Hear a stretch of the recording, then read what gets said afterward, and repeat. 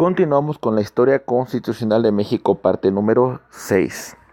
En este caso vamos a hablar de dos proyectos constitucionales, las bases constitucionales de 1843 y el Acta de Reformas de 1847. Periodo histórico muy difícil en la historia de México, toda vez que tuvimos dos intervenciones, la denominada Guerra de los Pasteles, asimismo tuvimos la intervención americana en la cual perdimos la mitad de nuestro territorio nacional.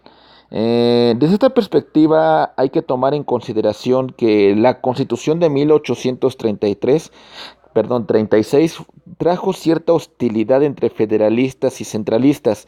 Esta situación provocó disgregación por parte de partes de nuestro territorio nacional y de alguna manera la separación de Texas de nuestro territorio.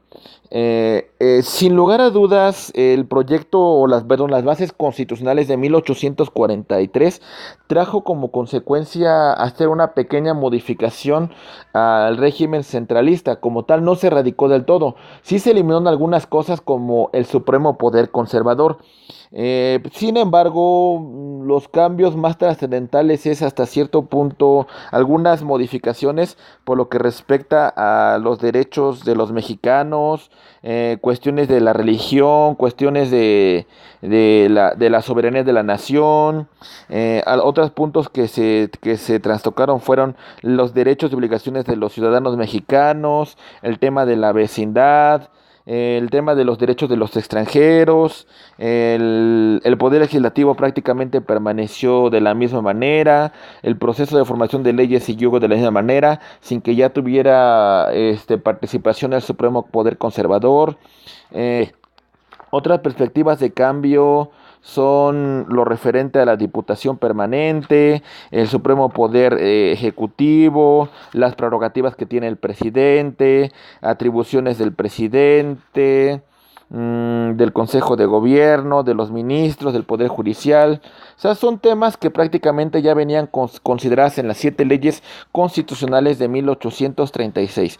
El cambio más importante que yo podría indicar en ese supuesto es que se dejó ya de un lado el supremo poder conservador.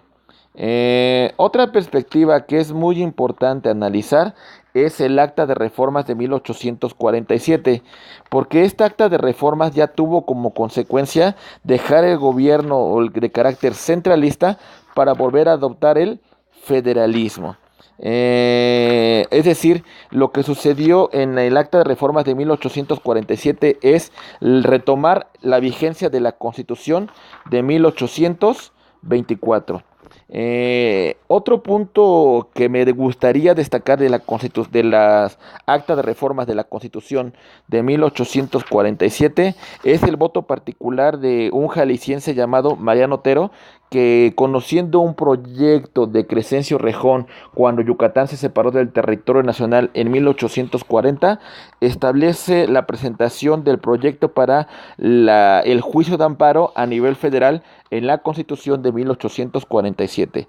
Estas actas de reformas toca por principio de cuentas el concepto de derechos individuales consagrados en el artículo cuarto y establece una serie de prerrogativas como libertad personal, propiedad, seguridad, igualdad y de los derechos de los ciudadanos mexicanos en participar en las jornadas electorales.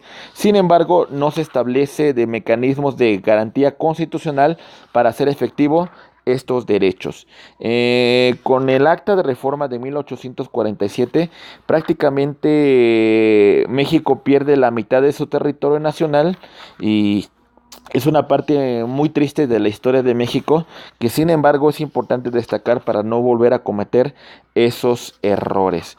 Seguimos hablando de una división de poderes conformado por un poder ejecutivo, por un poder legislativo, por un poder judicial. El poder legislativo está conformado por dos cámaras, Cámara de Diputados, Cámara de Senadores. Por su parte, el presidente de la República comanda el presidente de la República es el que ejerce el supremo poder ejecutivo, y por otra parte el poder judicial de la Federación está integrado por una Suprema Corte de Justicia de la Nación integrada por 11 ministros, Y son los puntos más importantes que destacar. Ah, y por supuesto, el establecimiento del juicio de amparo a nivel federal. Pues bueno, mis estimados amigos, este proyecto constitucional fue muy importante porque da pauta al restablecimiento del orden constitucional de 1824 y volvimos a adoptar de esa perspectiva en 1847 otra vez un sistema de carácter federalista. Bueno, sin más por el momento, terminamos con esta parte del video para continuar con la Constitución Federal de 1857. Muchas gracias, que Dios los bendiga.